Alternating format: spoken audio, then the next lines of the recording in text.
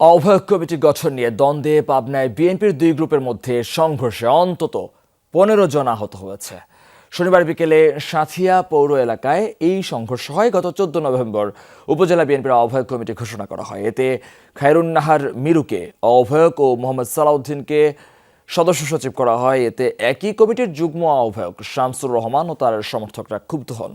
এই আহ্বায়ক কমিটির প্রত্যাখ্যান করে উপজেলা ও পৌর সদরের প্রতিবাদ বিক্ষোভ মিছিল আয়োজন করেন শামসুর। কিন্তু তার আগেই কমিটিকে স্বাগত জানিয়ে আনন্দ মিছিল বের করে আহ্বায়ক ও সদস্য সচিব পক্ষের লোকজন। দুই পক্ষ মুখোমুখি হলে দফায় দফায় পাল্টাপাল্টি ধাওয়া ও সংঘর্ষ হয়। পুলিশ পরিস্থিতি নিয়ন্ত্রণে আনে আহতদের বিভিন্ন হাসপাতালে চিকিৎসা দেওয়া হয়।